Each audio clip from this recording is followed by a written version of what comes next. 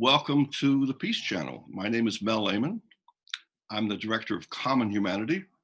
And Common Humanity is a peacemaking organization which works to build respect, understanding, and friendship between people here in the US, North America, and people across the seas over in the Middle East.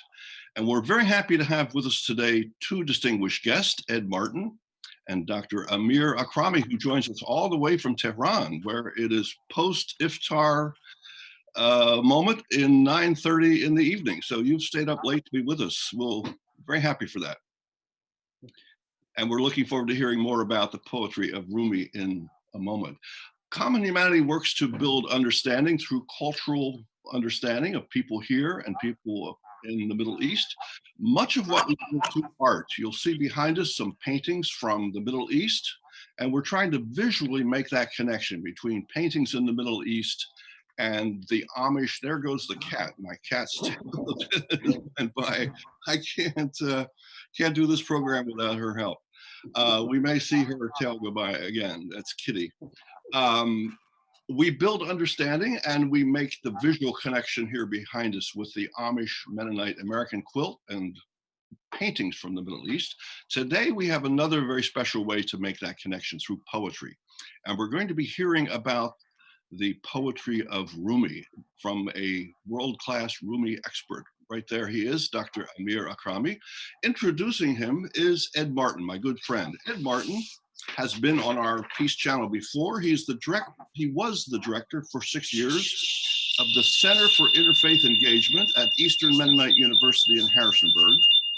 Prior to that, he worked 5 years in Nepal and 18 years as the Central and Southern Asia Area Program Director for Mennonite Central Committee.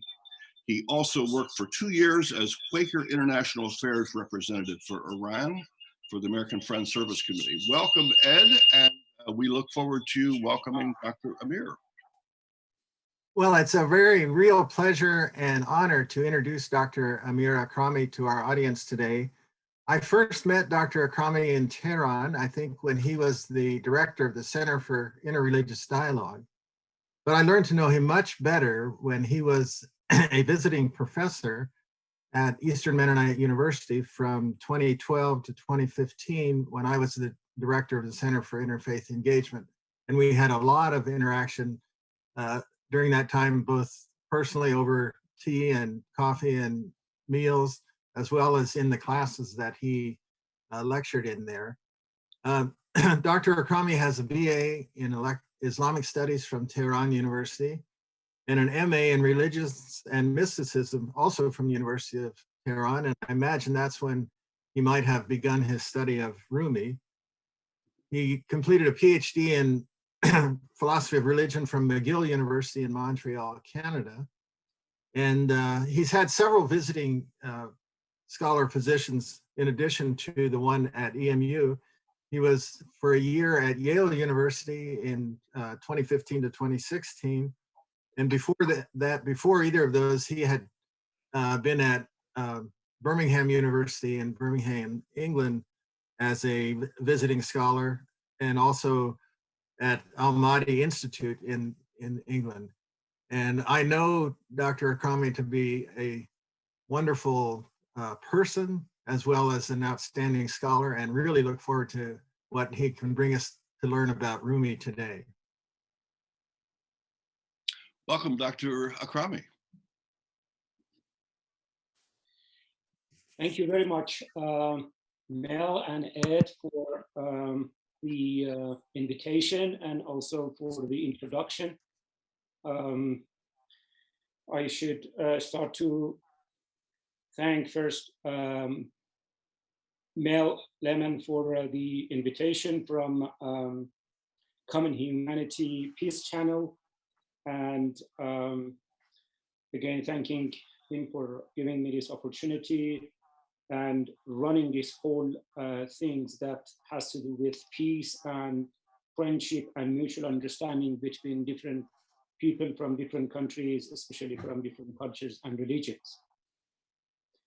I had very nice and sweet memories from those years that I was at EMU, and I appreciate our friendship with many Mennonite friends there.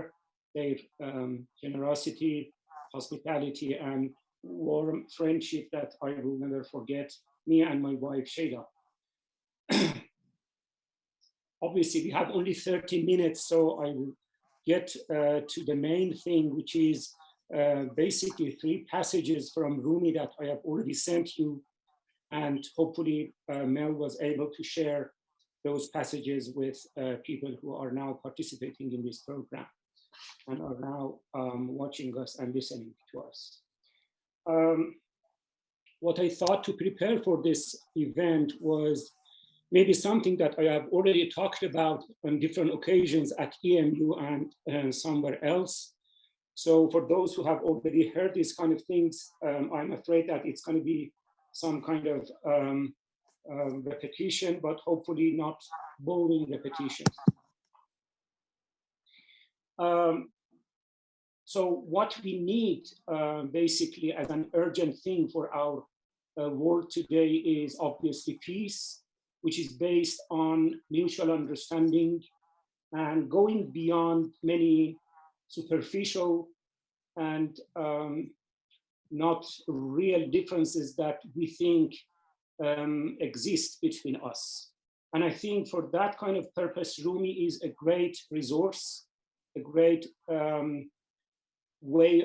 great thing for us to really look into and get help from his very profound ideas.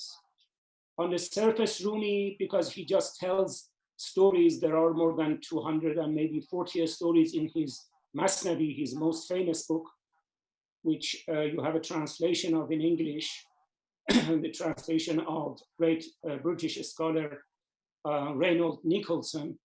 So if you just look at many pages of the Masnavi, you would come across many stories. And most of these stories will look very kind of sometimes, quite often quite unsophisticated, even sometimes silly and superficial. But Rumi is quite aware of that. He knew philosophy, at least Islamic philosophy, Islamic mysticism, Islamic jurisprudence, and many, many other things in his, when he actually learned those kind of things under his father and many other outstanding scholars of his time. But he chose to convey his messages and his ideas through very simple stories, similes, and anecdotes. And that's what, at least to me and to many others, makes Rumi really a great resource. He is quite explicit himself that these stories, how we should approach the stories that he shares with us. I just read 1 or 2 lines from, again, his Masnavi. I don't think I have shared those 2 lines with you before, but they are not really that difficult to grasp. So this is one of them that tells us that, oh brother, the story is like a measure. The real meaning in it resembles grain in the measure. So you have a measure, a container in which you have the grain or the water or whatever that you put in the container. He goes on to say, the man of intelligence will take the grain of meaning. He will not pay any regard to the measure, even if it is removed altogether. This is Nicholson's translation. I would have perhaps rather translated it as, he will not pay any attention to the measure, even if it is changed. If you change the measure or the container, it doesn't affect the grain or anything that you have put in it. So that's how he approaches the stories that he tells. For him, whether or not the story of Moses and the shepherd that we are going to start with is an authentic, historically authentic, valid story, it doesn't matter to him, as long as he can bring out the meaning, the lessons, and those spiritual benefits that he will try to share with us.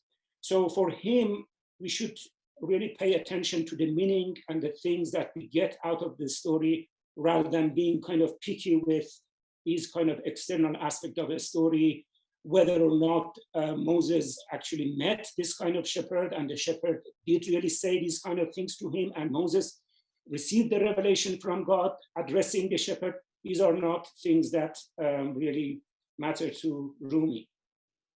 So let's start with, I'm going to share with you a couple of, so the first thing here, let me see if I can share this with you.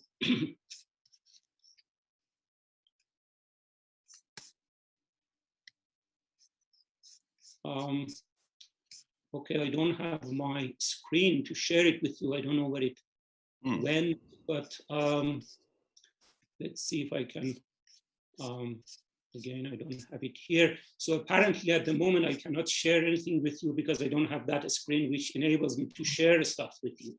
So let me just go to the passages that I shared with you just 5-10 minutes ago. I did try and it worked for me, but now I don't have the screen. Yeah, what I'm looking at is slightly different here too. We might have an issue with Zoom, so I think, yeah. Now I'm okay. Now I got it. Yeah. Now I got it. Okay. So let me see if I can share with you this screen.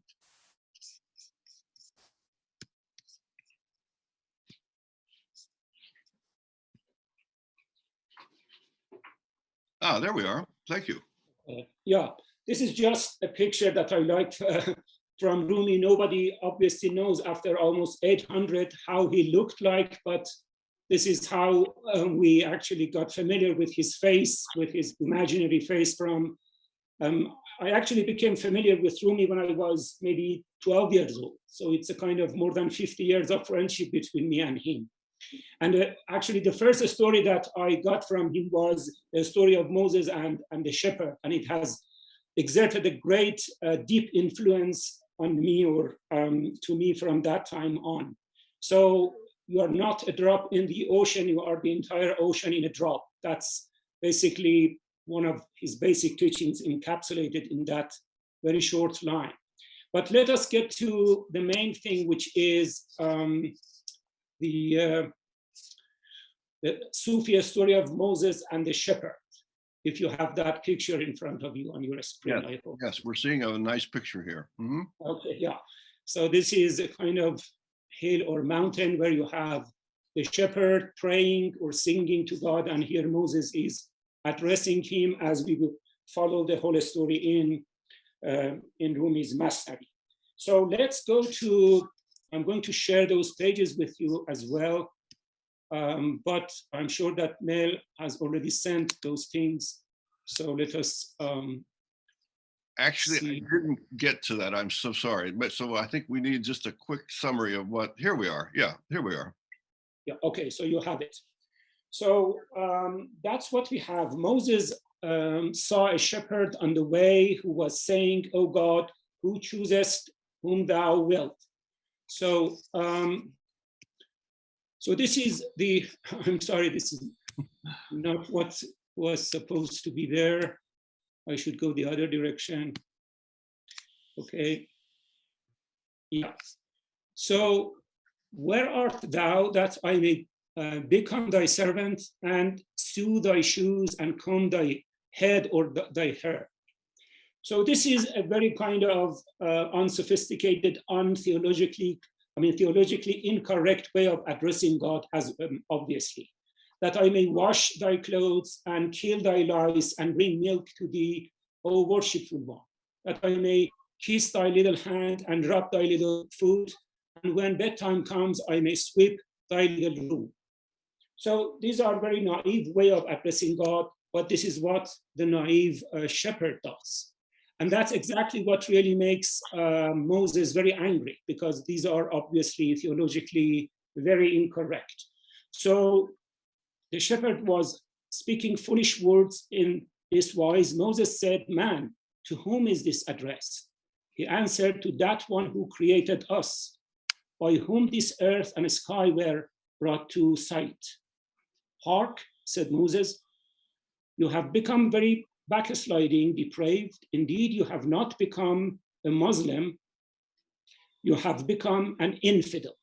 So he starts to rebuke the poor shepherd. And that's, so you can follow the story here. Our time is running very fast, so I have to move quickly as well. No need to rush. We'll take a little extra time if you need. Okay. We're enjoying it. This is very helpful. Thank you. Thank you. So Moses starts to actually rebuke the poor shepherd by saying, like, for example, many lines like this one: the stench of your blasphemy has made the whole world stinking. Your blasphemy has turned this silk robe of religion into rags. Shoes and socks are fitting for you. How are such things right for the one who is a son, referring to God, and these kind of things? So I'm trying to get my copy here to actually, because some of the things here on the screen is missing, and I need to see the original things here. So this is 2448. Yeah. So then Rumi goes on to say that a revelation came to Moses from God. Thou hast parted my servant from me. Didst thou come as a prophet to unite, or didst thou come to sever? Again, perhaps there was no revelation like this at all, but this is what Rumi tries to share with us. So in his mind, every prophet from different religions has come to unite their people with God, not to separate them. Even though they cannot have actually any kind of absolutely correct way of talking about God, because according to every religion, God is beyond any conceptual understanding, any linguistic expression. So a little bit in the Pagans. In the Hindus, the idiom of Hind or India is praiseworthy. In the Sindhians, the idiom of Sindh is praiseworthy. Sindh apparently was part of Pakistan or India at that time, because we didn't have obviously Pakistan, but today maybe it is part of Pakistan. And he goes on to say, next page, I'm not satisfied by their glorification to me. This is God speaking. 'Tis they that become sanctified and pearl scattering. I look not at the tongue and the speech. I look at the spirit and the state of feeling. I gaze into the heart to see whether it be lowly, though the words uttered be not lowly. Because the heart is the substance, speech only the accident, meaning that it's a kind of maybe philosophical jargon. The main thing is the substance. What comes on the tongue, namely the speech, is something accidental that we actually get from our environment, from our culture. So the accident is subservient. The substance is the real object. How much of these phrases and conceptions and metaphors I want burning, become friendly with that burning. Next page. Light up a fire of love in thy soul, burn thought and expression entirely away. O Moses, they that know the conventions are of one sort, they whose souls and spirits burn are of another sort. And then here he says, I'm afraid maybe I didn't scan that part, didn't send it to you, and that's a huge miss. So a couple of lines further down, this is what he says. Actually, you have this line within the Kaaba. So after 2 lines, this is what he says. The religion of love is apart from all religions, For lovers, the only religion as creed is God. Maybe I can repeat it. The religion of love is apart from all religions. The religion of love is apart from all religions. For lovers, the only religion and creed is God. So what I would like to draw out from this story is the emphasis that I think Rumi puts on the importance of a burning, which is an inner feeling, a kind of close relationship with the truth or with God, however we articulate it, however we conceptualize it, however we theologize about it. So there are different theologies, different philosophies, and different articulation and description of God according to many different religions. And there is also internal differences among religions when it comes to describe God. So Rumi is saying that that is not the main thing. The main thing is that close relationship with God, which actually is reflected in the burning of the heart, in the soul, and in the spirit. And when it comes to that, Rumi believes that our differences actually, to a large extent, just dissolve. So for that, I chose the next story, which is the story of 4 people speaking different languages from different nations or cultures, and all of them at the same time trying to get by or something like that, to buy grapes from a market. But each one obviously knows only his or her own language and is ignorant of other people speaking other languages. Whereas in fact, all of them are just trying to get grape, but because they put it in different names, angur in Farsi, estafil in Greek, and enab in Arabic, and there is another language, I forgot. So these 4 languages, they speak different languages, and even they come to fight with each other. And Rumi says at the end, anyone who knows all the languages can bring them together and say that, just give me $1, I will make all your dreams come true, so to say. So let's have a look at this. Before the story starts, Rumi has a line here at the top of the page. The disagreement of mankind is caused by names. Peace ensues when they advance to the reality, denoted by the name. A certain man gave a dirham to 4 persons. One of them, a Persian, said, I will spend this on angur. And people from with other languages go on in the same way, talking about grape in their own languages. These people began fighting in contention with one another because they were unaware of the hidden meaning of the names. In their folly, they smote each other with their fists. They were full of ignorance and empty of knowledge. If a master of the esoteric had been there, a man of inner knowledge, intuitive knowledge, rather than just intellectual knowledge, a revered and many-languaged man, he would have pacified them. Obviously, none of us can, in the way that Rumi talks about a man with knowing many languages, none of us knows many languages in that sense, although some of us speak different languages. So it's a kind of vantage point from which one can see the differences. So perhaps no human being can speak from that vantage point. But the main point that Rumi is sharing with us here is that if we go beyond the superficial differences among us that mostly lie in the differences of languages and try to get to the level of meaning, again, we can see that many of those differences, if not all of them, will just evaporate. So this was my second story. And then there is just one page for me to actually end my talk.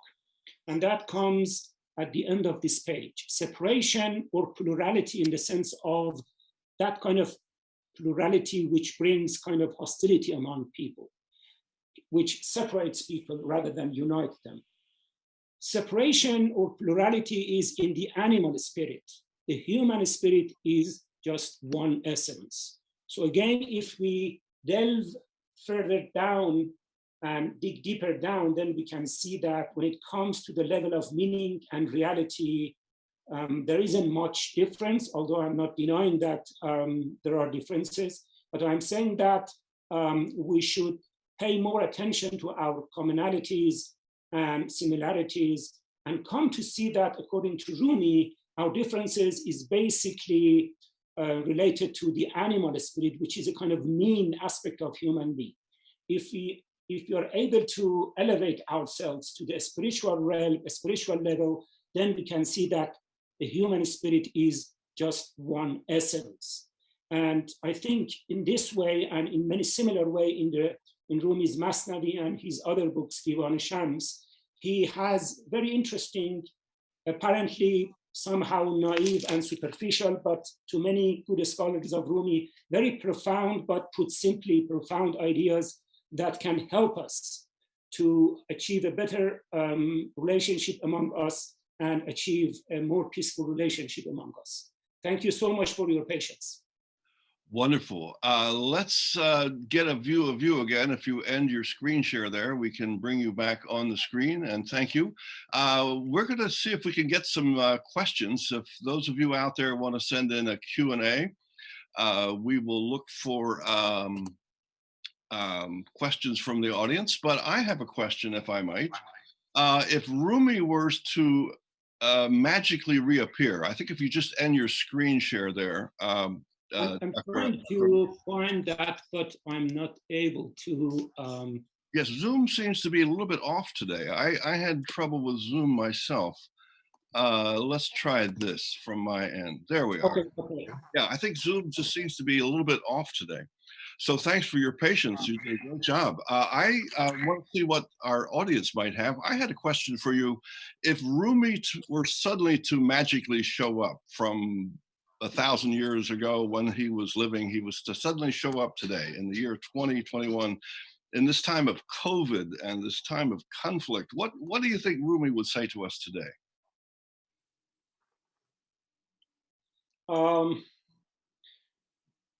I think he would perhaps say two things.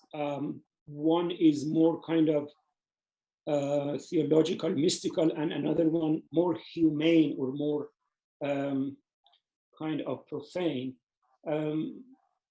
I start with the more profane one, which is obviously try to help each other out as much as you can in any kind of possible way. Because if humans are just of one essence in their spirit that we just heard from Rumi in the last line, then as another Iranian or Persian poet living at the same time, more or less, Saadi says, we are just part of one actually body. So we seem to be separate from each other, but when it comes to human soul, we are just one body, one human being. And he goes on to say that any kind of human being where you have a kind of, if your right hand hurts, then your left hand tries to help in any possible way. Your actually legs will bring you to a hospital to cure or treat that injured and painful right hand. So we look after each other as, I mean, any different organs of any single human body tries to do that. So if we share that kind of spirit, a spirit of unity rather than a spirit of separation, then we should look for each other in these very kind of difficult times. But to give you short answers, if we have maybe other questions. So the other aspect is the theological one, which has to do with the question of evil. So why are we actually inflicted by this pandemic or many similar ones in the past, and maybe similar ones in the future? But he says that this is something that we cannot really easily share with me, but he says what he says, and we try to follow him, at least those who find his teachings beneficial and really helpful. He says that everything depends on your point of view. If you are not thirsty and someone gives you a glass of water, which doesn't look very kind of transparent and pure water, then you may be picky by saying that there is some problem with this water, and you will put it aside, you will put it away, and you will again ask for a purer water, a more kind of nice looking water. But if you are really thirsty, you would be content with the first glass of water, even though if it is not pure enough. I hope by this kind of analogy, I will be successful in trying to convey to you what Rumi says. So he says that those who come to upper levels of spirituality, they do not see that much problem or deficiencies in the world. They can understand even imperfections and many deficiencies. But if you are not on that level, every even single, a small kind of minute kind of things in the world that is not going the way you like them to go, then you become very irritated and angry and annoyed.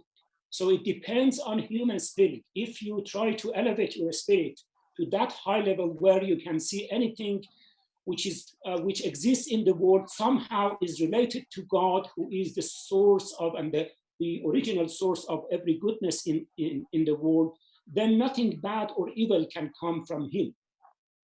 So if you can see things like a pandemic or any other thing which is apparently difficult for all of us as evil, as intolerable, it has to do with you not being able to reach that high level of spirituality. Very helpful, very helpful. One of our viewers named Lady asks, when you were at EMU, I learned from you that Rumi indeed, when you were at Eastern Mennonite University, which happens to be my alma mater, so it's especially good to have you here. We both have that experience in common. When you were at Eastern Mennonite University, I learned from you that Rumi indeed was not a poet. Can you please elaborate on that for others? Interesting point. Rumi was not a poet? He was a poet and he was not a poet. And I try to reconcile between these two apparently conflicting statements. So if we mean by a poet someone who is particularly very much kind of infatuated by words and putting words together, rhymes and those kind of things, eloquency and those kind of things, mostly for the sake of eloquency and putting words together and those kind of things, Rumi is not a poet. He says quite explicitly in the Masnavi and in Divan Shams that I'm thinking about rhymes, and my beloved says, do not think about rhymes, just think about me. So his kind of compass is his beloved and his love kind of affairs. But in order to put those love experiences in the best possible medium, he chose poetry. So his main concern is not just the poetry, is again a thing in the container, in the measure, as I mentioned in the beginning of my speech. So he's mainly concerned with what is contained rather than container. But obviously there is a close relationship between the two, and many of the things that he has said was not perhaps possible if he had not chosen the language of poetry. Let's see in a moment if Ed has a question. Meanwhile, Lathea asks about her visit, if she could share her visit to Rumi's tomb in Turkey. I'm very sorry, Lathea, but this is a webinar and we can't quite do that. It's not a meeting, it's a Zoom webinar, but thank you, Lathea. John asked a very wonderful question. John writes, Rumi asks of us a great faith in humanity, a faith that we all want the same grapes, referring to the poem. The hard thing is that for various reasons, power, money, sex, or trauma, we often have huge incentives not to trust our opponents, reasons why we do not have the faith. How can we strengthen our faith?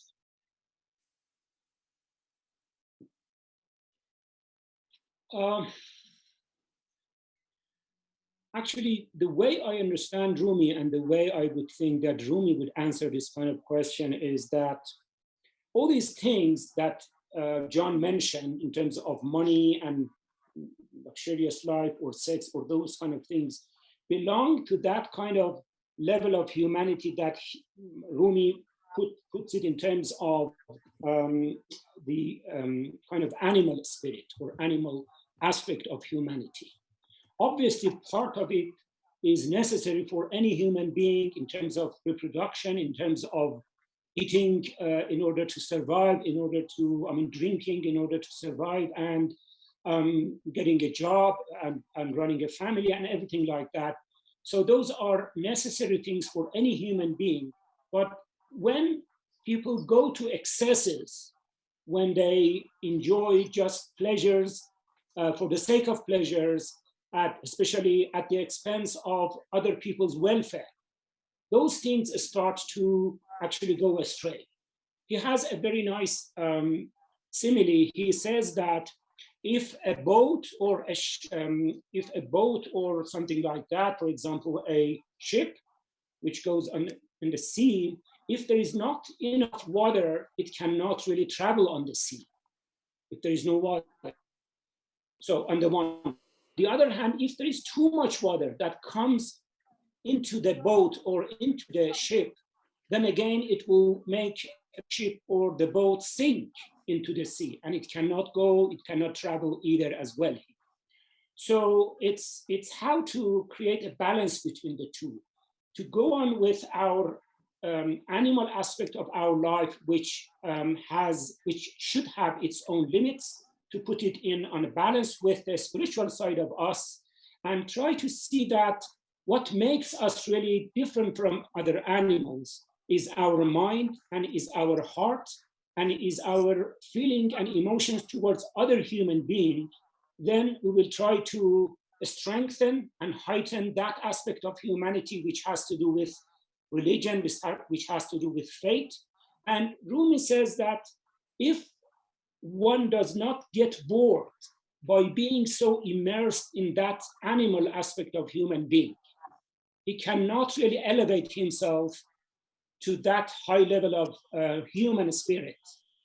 So one has to see that we can live on for 50, 60, 100 years, just immersing yourself in those kind of mundane and profane pleasures, and you are nowhere.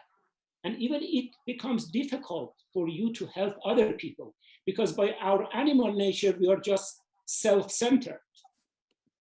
We are just self-centered. We cannot think about other people's pleasures, other people's interests, and other people's things. So we are just going around and around our own interests and our own benefits. So a noble human life starts with the realization that there are others, and I cannot, beyond any control, just I cannot indulge in my own self-interest, and I need to limit them and start to think about other people's interest and other people's benefit as well. And in that sense, you are trying to kind of transform yourself and go from self-centeredness to other people, or one can say God-centeredness. And that's the whole thing that I think all faiths and all religions are about. And we quite often tend to forget that and just be limited and even restricted with the trappings, with the formalities and superficialities of our own religions. Thank you so much for this wonderful sharing of common humanity. I might note of the poet and us. And Ed, is there anything you would want to bring into discussion at this point as an old friend of Amir's? Long time. Yeah. Yeah, I did have one question. It's a little different. Amir, I was interested and kind of surprised to hear that you began your interest in Rumi when you were 12 years old. And my question would be, how did that happen? And is it common in Iran for 12-year-olds to be studying Rumi? I know that in the Persian and Iranian culture, there's a lot of interest in both philosophy and poetry, but does it begin at that early age? Interesting question.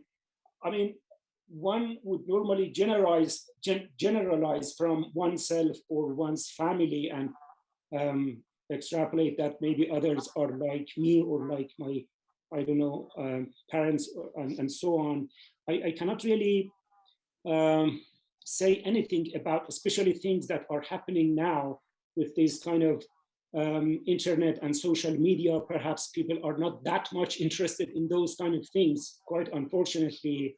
But when I was 12 years old, that was much more common for any family, especially educated families, especially religious families, to have poetry from Rumi and Hafiz and Sa'di and Sana'i, Attar, and many, many others, to be actually recited by the father or by the mother in the house, in the morning, in the evening when they wanted to. So actually they constitute much of the bedtime stories that we would hear from our parents. And my father had a lot of interest in poetry, and he was not a very good poet actually, but he had a kind of, what we say, a kind of running or kind of good poetry kind of a style of psyche, but in terms of education, he was not that educated. Anyway, so actually, when I was on grade 5 in elementary school, I don't know if these things exist in literary books of elementary school kids right now, but in our time, in our literature, we had poetry from Rumi and others. And this story of Moses and the shepherd, this is actually like, I don't know, maybe 10 years before the revolution. I was born in 1962, so this must have been 1954 or something like that. So 5 years perhaps before the revolution. So this was part of our literature, the story of Moses and the shepherd. But as I said, maybe it didn't exert that kind of influence on some others, my classmates, but I had the kind of taste of Rumi since that time under my tongue. Very interesting. Yeah. We ask all of our guests, we're pushing past the half-hour mark, and for those of our guests out there in Zoom land, we do want to wrap up soon. We ask all of our guests one simple question, and we'd like to ask you as well, Dr. Amir. What can we do for peace? We live in a very complicated, contested time. Lots of very unfortunate things going on. And those of us sitting here with our computer this afternoon, what's something concrete that we can do for peace?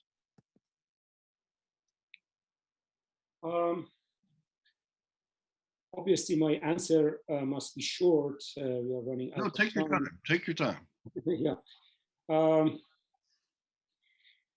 I think if we want to address this question in a very fundamental way, everything starts from within.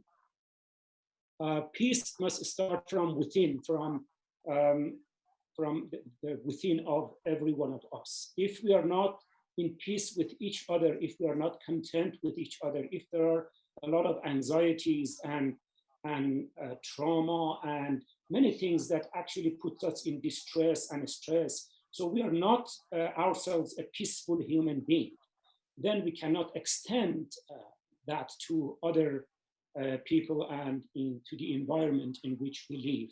So that's, I think, the first step in order for us to be beacons of peace externally. One has to be a beacon of peace internally. And I think, again, Rumi is a great master of and a teacher who can really enable us achieve that, along with many, many other teachers and philosophers and people of wisdom around the world, among Muslims, Christians, Jewish people, and Buddhists and Hindus and others, and even secular people. So, but in order for those teachings to be really efficient and effective, one has to start from within. So this is the first step. But the next step, this is a challenge for Muslims. I can see it. And I was really glad that this kind of sensitivity was brought to me when I was at ELU. I could see that the kind of, especially the emphasis that Mennonite people put on the importance of peace in our world The same thing is not equally recognized by many people in the Islamic world. A kind of naive stress on justice, that if something wrong was done to someone somewhere in the world, then the only way of addressing that is revenge. So for them, justice means simply revenge. And Rumi says that this has become a saying, quite a current saying in Farsi, that you cannot wash away blood by blood.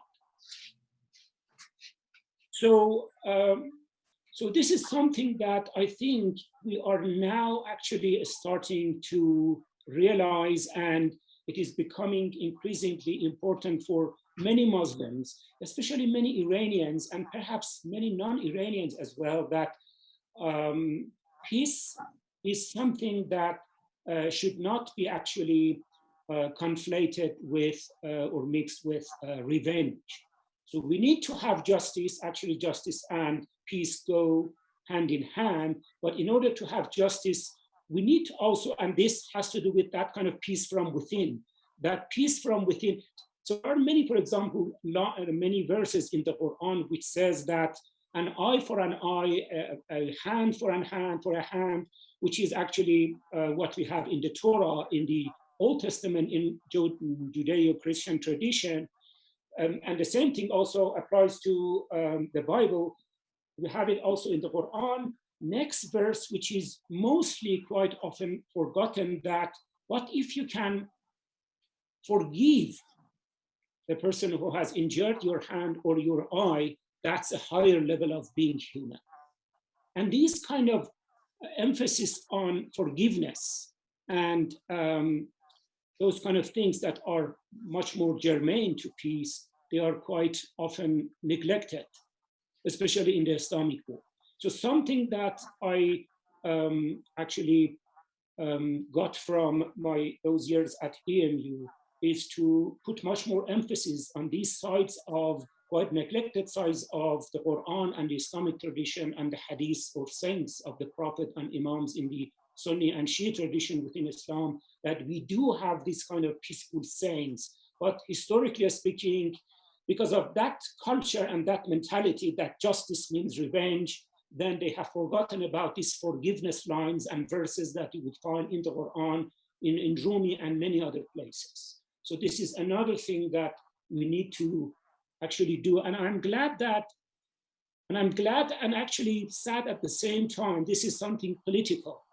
When I am kind of, as much as I'm following the political matters in Iran, there is a lot of divergences and even conflicts and quarrels